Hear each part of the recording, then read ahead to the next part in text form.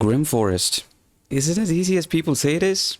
Let's find out. Hey guys, me Trixity and welcome to a GrimForest guide, the only guide I would suppose you would need out there. So let's start off today. Okay guys, so let's get on to the video. Before we start off, this video is going to be divided into two parts. The first part is going to be where I'm going to be talking about the teams and the team setups and all those kind of stuff. And the second thing is where we actually get onto the gameplay or how to actually play the GrimForest, right? So let's start off with the first part of it, which is going to be the team build up, right? So in hard mode and in normal mode, there are two different ways of building up teams. Normal mode, you get to, I think 20 teams, and then hard mode, it is about 40 champions, right? So it's 20 champions and 40 champions for normal and hard mode respectively. So let's start off with what teams do we want and what kind of tools we are supposed to bring in our teams, right? So the easy mode, I've just made it like I'm just gonna show you the hard mode team that I have here, and it's basically split into two balanced teams, basically meaning that I have both of best worlds in both team 1 and 2, meaning that I have a nuker in both team 1 and team 2. I have a heal block champion or a reviver or a decreased defense champion or whatever it is you want to call it in team 1 and in team 2. So basically I have both tools that I need in team 1 and in team 2. It's not like I just put everything in one team and then everything else in another team. I do have both of the same tools in two different teams. So let's start off with the first thing, which is going to be the most important tools that you need to bring in GrimForest, especially in hard mode, because normal mode you can brute force through it, so it's kind of easier, but hard mode you do need these tools. If you don't have them, it's gonna be a bit of a problem. It's gonna take you a lot longer to finish the content. It's gonna be a big of a hassle. You need to brute force and you need to have like really end game gear to actually bust through those nodes if you don't have those tools. So if you see on top of the screen, you're gonna be seeing the most important tools, which is gonna be heal block debuffs, block buffs, and a buff strip. Right now, these three are the most important the most important tools that you're supposed to bring in your team. As you can see, I have a heal block champion as a Lemonisi. I have, I think, Venomage in team 2. I did bring the new Plarium as my another heal block, and I have a Cold Heart as well. I don't have any other heal block champions, so I do have Cold Heart. Even though it's not reliable, still she's good enough, right? So I do have a heal block champion in both these teams. I do have a block buffs champion in both these teams as well as Ugo, and this team I think I have Uko, right? Yeah, I do have two block buffs champions as well. I might have more. I do have Lamasu as well. I need to check if I have someone else in this one. I think I do, or maybe I don't. I don't know. I think I don't. So yeah, two champions here and then one champion here. But then that's it. Okay, then we do have buff strip as well. Of course, Uko is the buff strip. I do have one buff strip with A1 of the cycle master. What do you call him? I don't know what you call him. Ziklik, whatever it is. And then yeah, somewhat of a strip from Shamel. Yeah, we have a buff strip from Queen of Hearts. Again, amazing. We have buff strip from Ezio. Yeah, a lot of buff strip in team 2, I think. I need to actually put some of them here at least, I think, because yeah, if I put the thing is, when you're setting up a team in both the team 1 and team 2, what you need to understand is that when you're setting up a team in both these teams, you need to divide and conquer. You know, you can't just put every single buff strip or a debuffer or a heal block champion into one single team. What that does is that even though it does give you more chances of getting that single champion, there can be chances where you don't get the champion at all. So what I mean by that is that if you are at some point in a red, okay, I don't have anyone open. Let me go into normal mode and show it to you. Now, if I go into red, this thing, right? So this is a red node, right? So one of the harder nodes, so stage H1, so the hard nodes, right? If I draw champions here, you're gonna see I just draw like 1, 2, 3, 4, 5, 6, and 6 from here as well. So I just draw 6 champions, and that's on the that's on the easy mode, the normal mode. Now I'm not sure if it's the same thing with the hard mode. It might be the same. Even if it's the same, right? 6 champions from here, from total of 20, it's a little less, right? So if I do take 6 champions from team 1 and team 2, I might not have much chance to get even one single champion.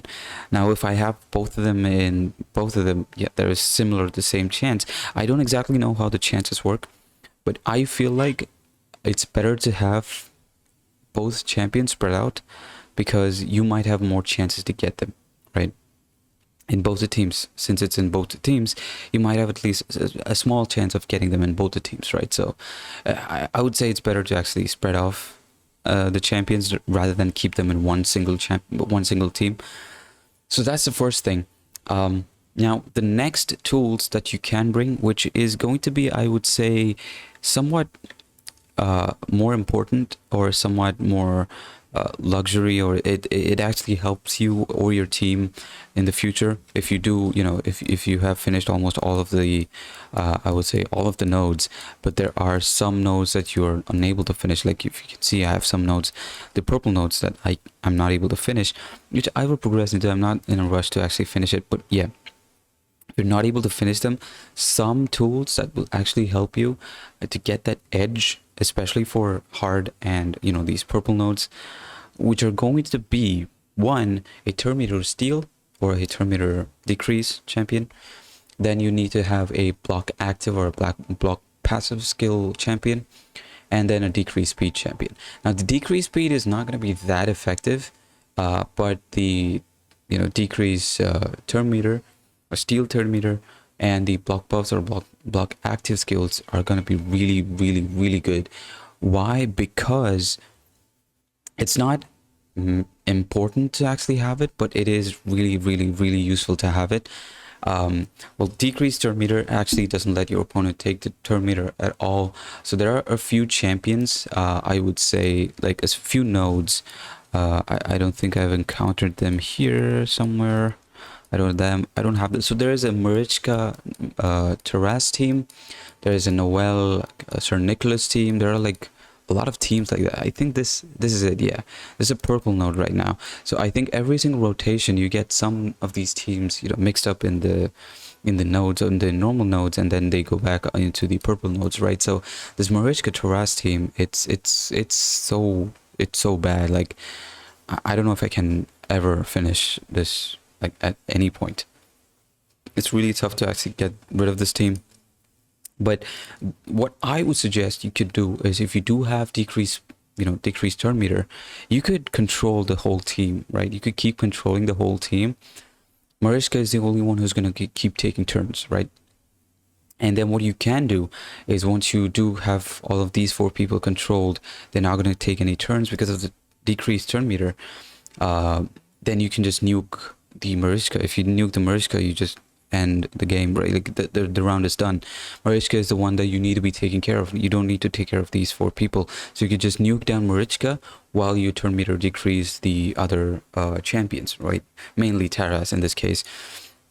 There are other nodes as well. I think Sir Nicholas and this and Noel again is another amazingly annoying. There is I think Odin nodes, which is again really annoying. So there are a lot of nodes which you would need these specific tools to actually help you finish off it as soon as possible.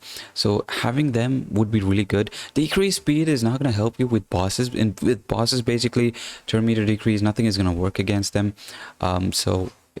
But having to control the other champions is going to help you a lot, because you don't have to care about them, as you can just nuke down the boss and then just win the round.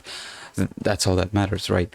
Now moving on to the second section of the game, which is going to be the gameplay itself, is how do you start off with the game and how do you actually progress in GrimForest. Now when you land on the GrimForest itself, you're going to be landing on these green nodes. Now I'm going to be putting up the nodes as well. Now anyone who has actually played GrimForest before is going to know about these nodes. Now the nodes are actually categorized into 4 different ways actually, which is going to be the green nodes, the yellow nodes, and then it's going to be the red nodes, right? Now the green nodes are the easier ones The yellow nodes are the medium ones, and the red ones are the harder ones, right? It's just how it is. So it's E for easy, then let's see if we have any, M for medium, and then H for hard. That's what I would say. So easy, medium, and hard nodes. And then there's the purple ones, which let me just show you again. I think it's the, yeah, nightmare. Yeah, it's the nightmare nodes. The purple one are the nightmare nodes. So it is actually a nightmare to actually finish those purple nodes, especially in the hard ones.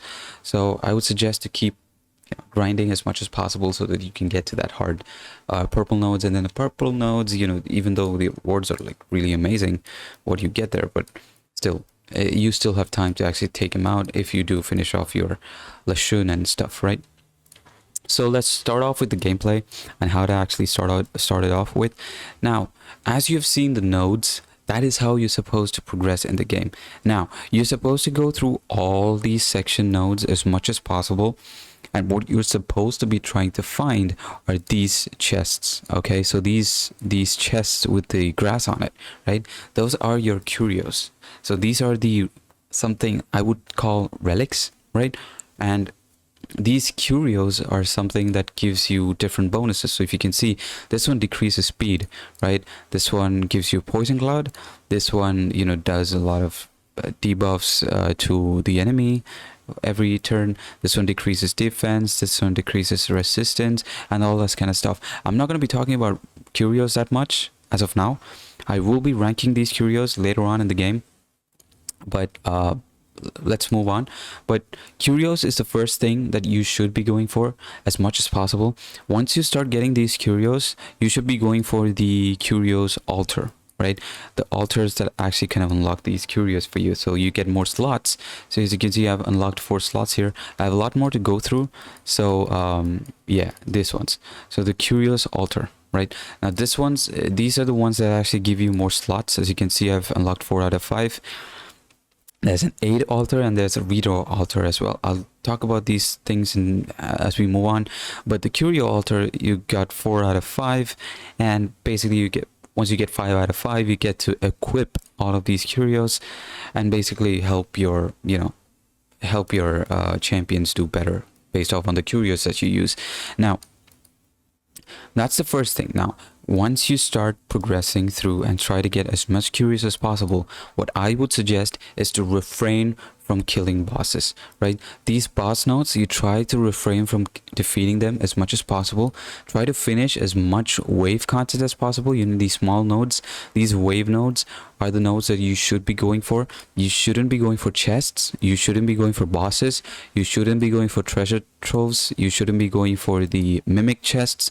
You shouldn't be going for any of them but the wave ones, right? Now, if you have progressed through as much as possible and you're stopped somewhere, let's say that I've gone through here and I'm stopped here, I don't have any other nodes to move to, and I come down here and I try to go, this is a dead end, and I've reached here and this is a dead end, this is another boss. So basically, if you don't have anywhere to go to, then you can go for chests first, right? Chests is the first thing that you should be going for if you're blocked somewhere.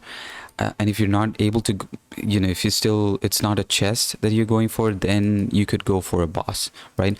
Now, when you're going for a boss, you need to check these levels. The lower the levels, you should be going for those first, right? Try to finish off the champions based off on those levels.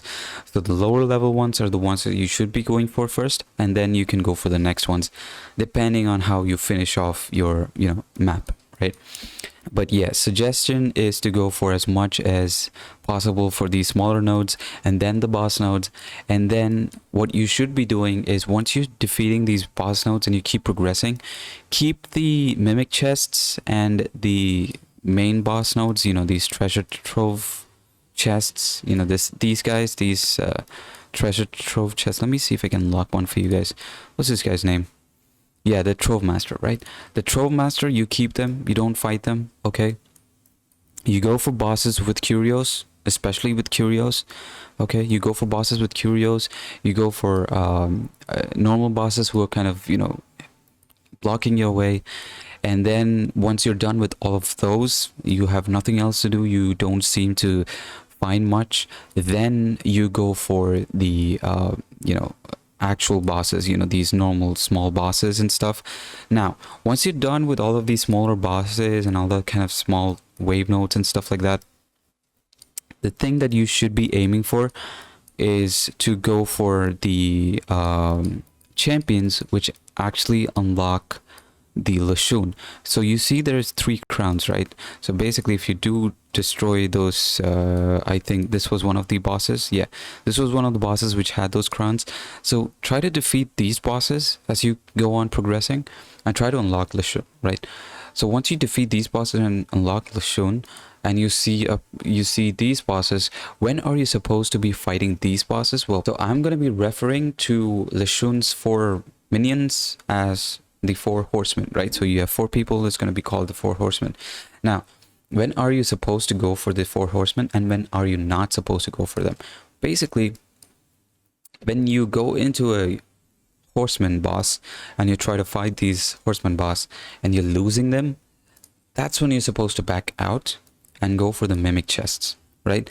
Now, make sure that you haven't missed out on any bosses or any wave nodes. Try to finish as much as possible. I don't have much energy here, but as you keep trying to, you know, go for these nodes, you'll find out that there are chests and some hidden bosses as well inside these nodes. So try to go through as much nodes as possible. Try to click through every single node, trying to find out if there is any more hidden bosses or hidden nodes with, you know, treasure chests or mimic chests or whatever it is. Try to find out those hidden nodes and try to clear as much as possible, and then you can go for this boss. Now, still, if you're losing to this, what you're supposed to do is leveling system, right? The leveling system I'll get to, but the leveling system is a secondary thing which I'll get to, but the thing which you should be going for is these chests.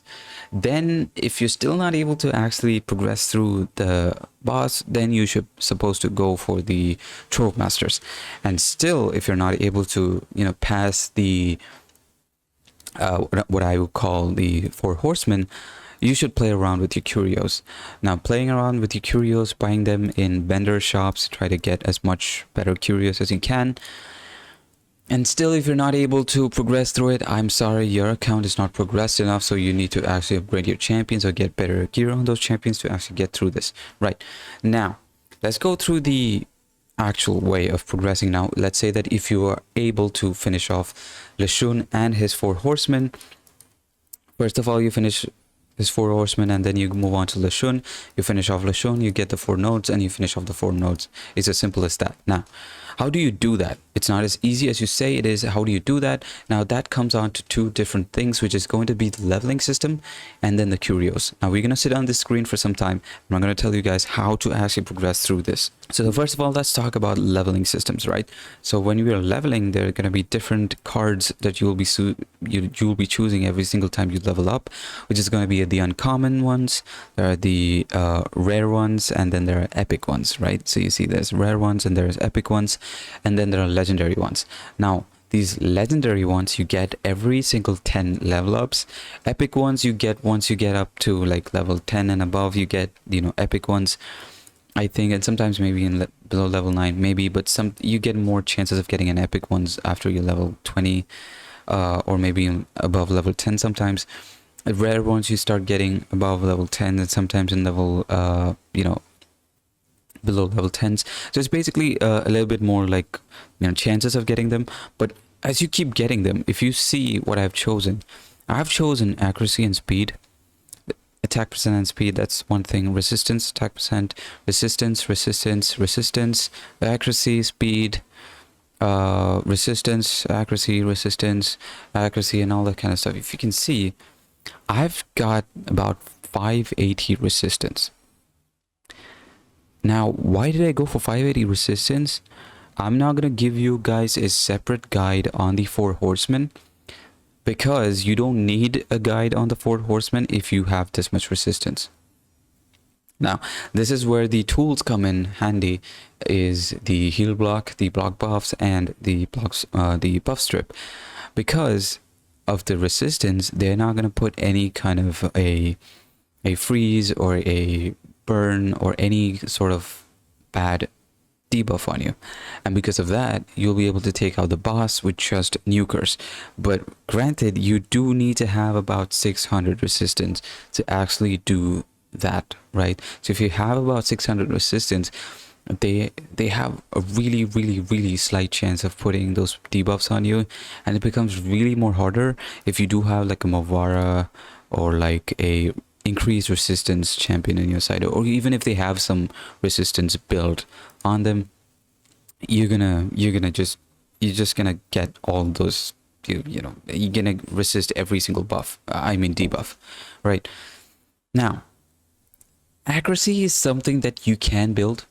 Accuracy is something based off on the, I would say, based off on the champions that you have. If you have built them in good accuracy, you wouldn't need much accuracy, but I would suggest get some accuracy, at least, you know, 200 to 300 accuracy, just in case, because as you move on to higher stages, you know, harder stages, nightmare nodes and stuff, they're gonna have more accuracy or more resistance. So you would need more accuracy or resistance to actually, you know, land your debuffs and, you know, land and resist debuffs, right? So you would need these two. So what I would suggest is that when you're starting off and you're having a hard time because of the amount of debuffs is being landed on you, I would suggest to go everything on resistance first. Resistance is going to be the first important thing that you should be aiming for. Why? Because even if you go for defense or like HP or something like that, if they land a weaken or a decreased defense or something like that on you, it's not going to make much difference, because they're going to nuke you out, right? They're going to, as the difficulty keeps increasing, and their damage exponentially increases. So you would need these stats to actually, you know, even try to survive a little bit, right? So resistance is really important. That's the first thing that you should be aiming for. Accuracy is a secondary thing that you could aim for, but I would suggest if you do have enough accuracy, you should be going for as much as HP and defense as possible. Now defense, you know, depending on their champions with ignore defense and stuff like that, you're gonna die just immediately, right? If they have some sort of an ignore defense skill, you're not gonna survive much. So defense and HP, I would suggest, is going to be really important, but as in Raid Shadow Legends, speed is going to be the second most important. So first would be resistance. Accuracy, if you have them built, is going to be the second one. If you don't have accuracy built, you should be going for it. If you have accuracy built, the second would be speed. But yeah, I'm going to put speed as a third one if you don't have accuracy. So resistance, accuracy, then speed, and then I would suggest to go for HP and defense percentage. Now HP is going to be a little bit more bankable. I would suggest to go more on HP than defense. But if you have like a resistance, if you can see, if I have a resistance and defense card, and I have like an HP and speed, I would suggest to go for defense and resistance more on. So with this, because it has a resistance set, which is really important.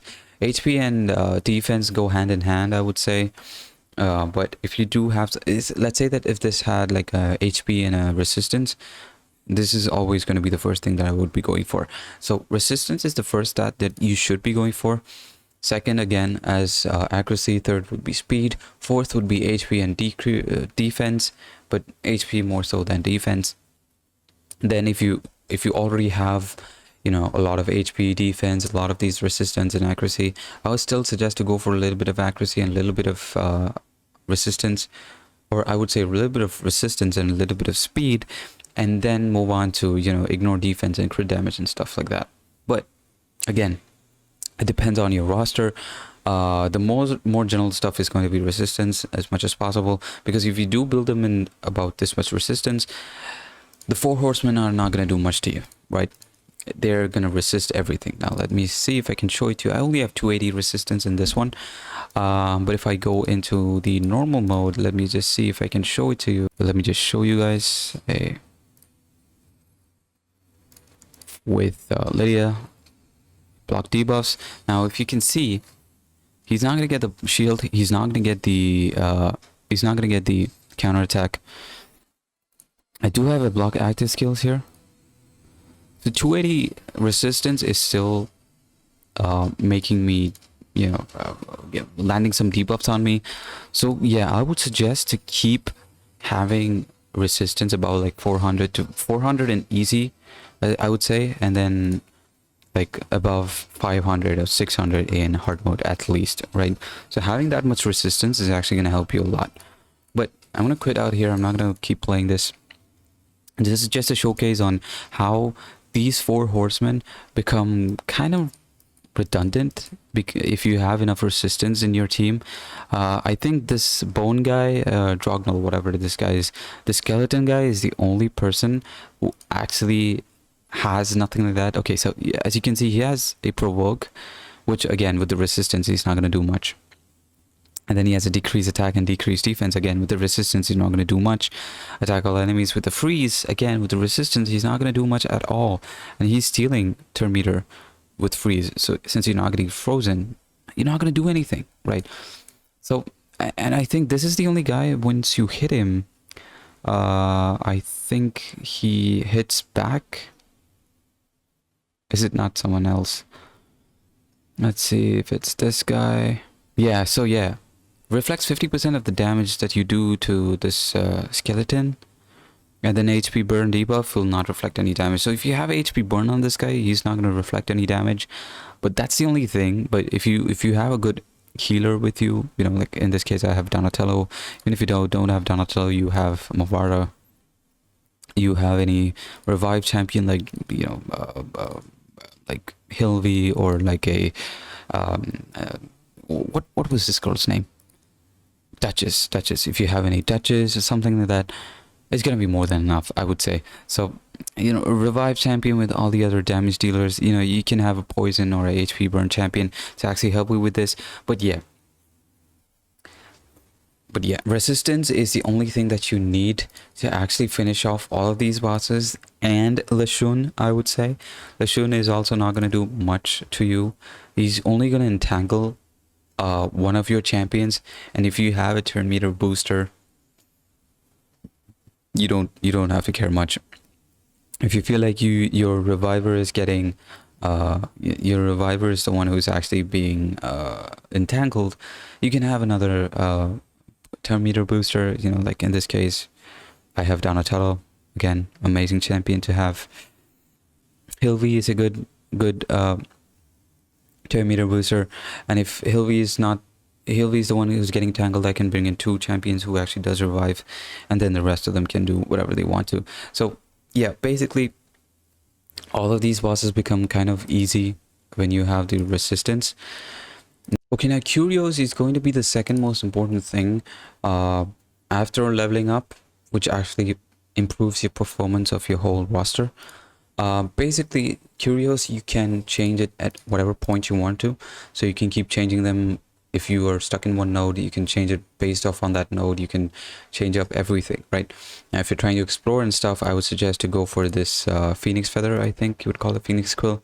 Yeah, you get more experience, and I think yeah, from chests and attacking, and then you get more gold from the apple, right? So having these two when you're exploring is really good to have. And then we have other curios as well. Now this is my hard mode GrimForest. Now let's say that you're stuck in one of the nodes where you're not able to kill those champions, or you're not able to take care of a champion as fast as you wanted it to. What you could do is you can have this netherite knife, you could have this stun one, and then let's see, where is it? Yeah, this one, the decrease defense, right? So based off on all of this stuff, what you could do is you could just keep all of this, and you could have, I think there is this one as well, right? Not this one, I think it's this one, right? Yeah, every 10th turn they'll put in decreased defense, speed, or crit rate, or whatever it is. You're gonna put some sort of a decrease, or you could have this one as well. Okay, so I am in my hard mode curios. I'll just show you. So if you are stuck in one of the nodes where you're not able to brute force it, or you're not able to actually get through one of those champions which is kind of having a lot of HP and stuff like that, you try to bring in as much good nuclears as you can, especially ones with I would say more take turn, you know, like Deacon, who, you know, takes a turn every single time he does something. Seeker, or you could have any mythic champion, like what was his name, Empress, right? So they take a lot of turns in one single turn. He's gonna take 2 or 3 multiple turns.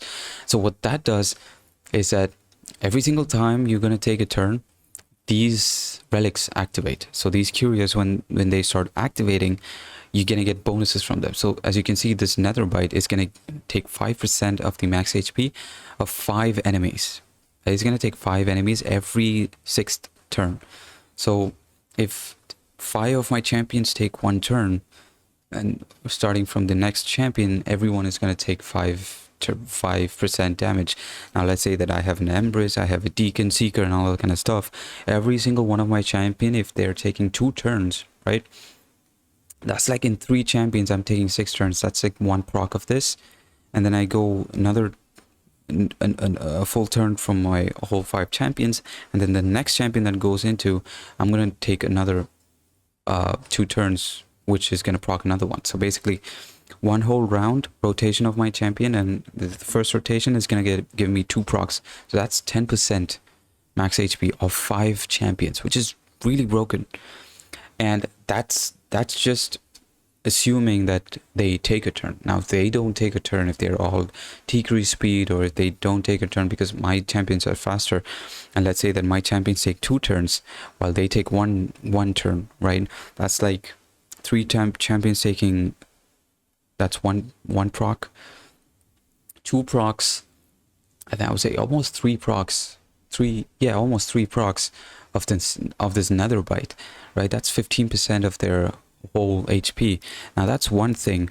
And then we have the stun turns, right? So every 5th turn, one of them is gonna get stunned, right? So every single time they take a turn, they're gonna stun them, and then their speed is decreased, and then they have not the accuracy. Let's say that I have, they have the defense is decreased, and they have their HP decreased, right? Now what is that gonna do is basically, you can just think about it, right? Their HP is decreased, the defense is decreased. You know, the defense is, in this case, is decreased by 5%, and this one is by 3%. It's not much, but still stacks up because of this HP and decrease. And then I could go for this one, which actually puts in some sort of a debuff on them, giving them decreased defense, attack, speed, or whatever it is.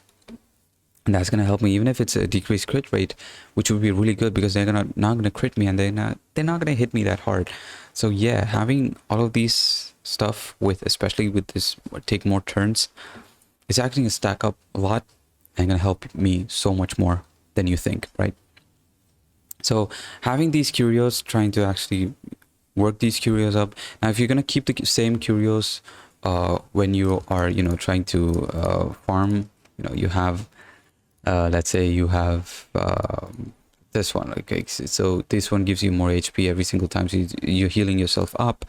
And then you'll have like where is it? I don't have a Phoenix Quill, but if I do have a Phoenix Quill, I'll be using that as well to actually get, you know, more experience and stuff.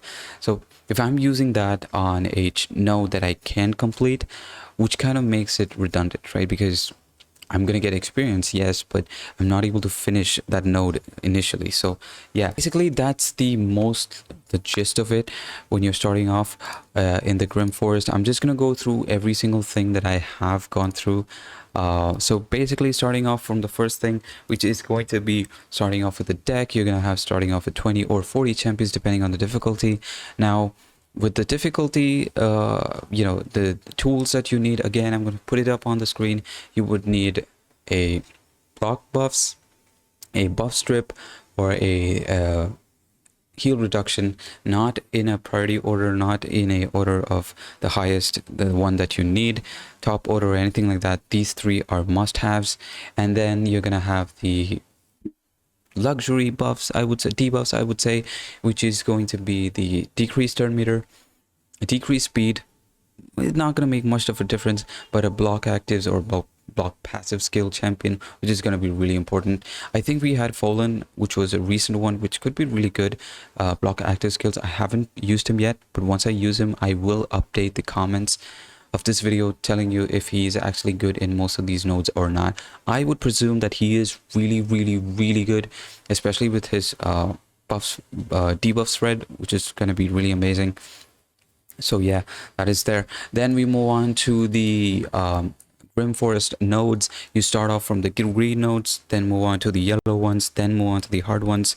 The priority that you should be going on will be on top of the screen. You should be going on for the wave nodes first, then the boss nodes, and then you go for the 4 horsemen nodes, and then go for the Lashun. And once you're done with the Lashun, then you're supposed to go for the treasure chests, and then for the Trove Masters.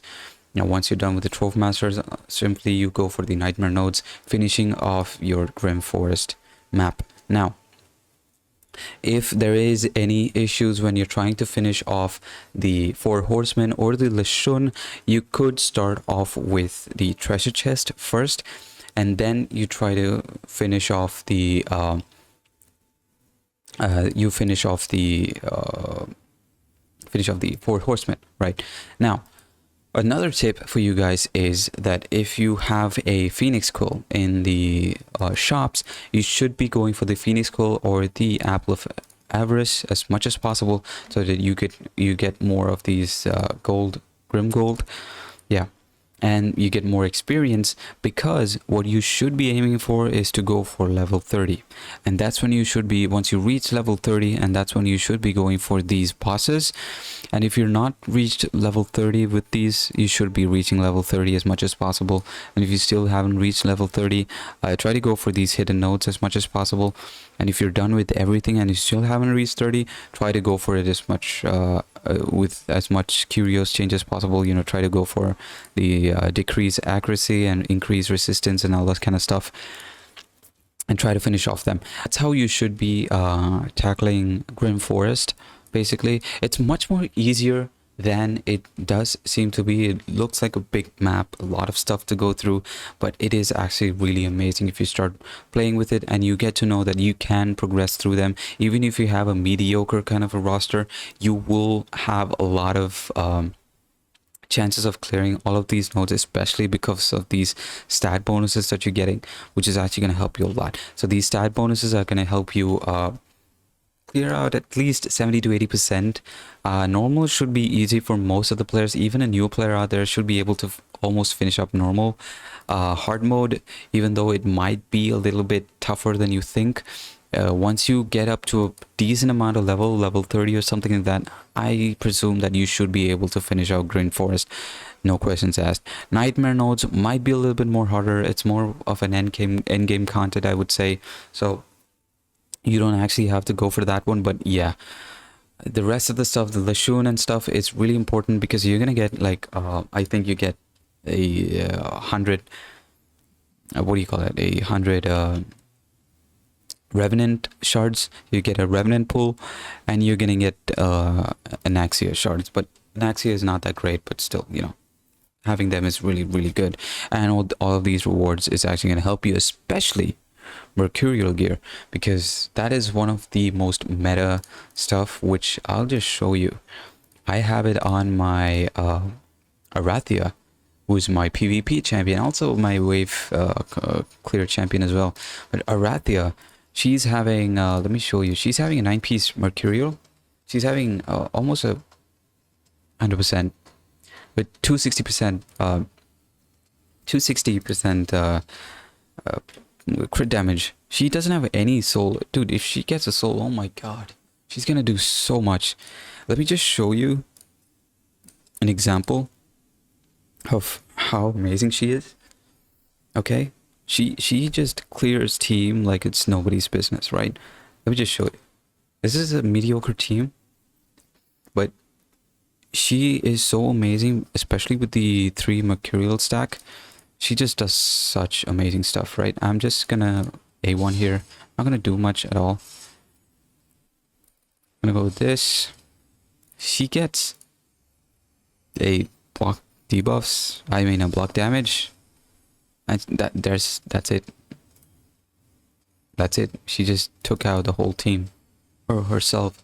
Yeah, increased attack, decreased defense is helping her a lot. But yeah, hey guys, this has been me, Trixity, and today, if you have learned something about GrimForest, and if you feel like there is some questions for you still, you want to know the answer about, you want to know how to actually tackle GrimForest, and if there is any roster that you feel like, okay, is my roster able to actually beat it, you should check out the buffs and debuffs list that I have given you. Not a buffs, but mainly the debuffs list.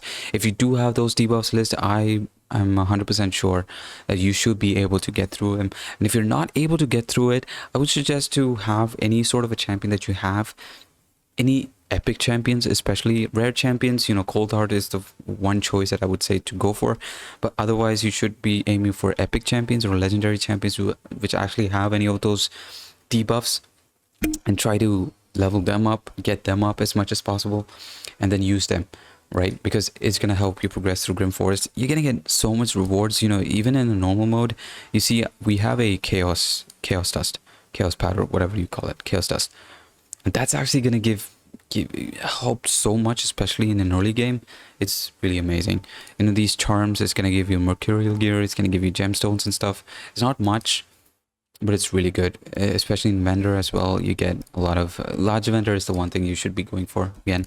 So yeah, if you have learned something in this video, please comment and like and subscribe, and comment down below if you feel like there is any questions that you want to be answered, or any other guides that you want to be putting up into. I will be putting up another guide video for Satrap. I don't know if you guys know about this champion. Where is he? Yeah, Amok, the first Satrap. I will be putting out a guide video for this guy because I haven't seen anyone post much about this guy. This guy seems to be really good in Chimera, but everywhere else he's kind of Iron Fortress and Chimera is one thing that I think he should be good at. So we will be watching out for this guy. But yeah, hope you guys have a good time. This is me, Trixity. I'll see you guys in the next one.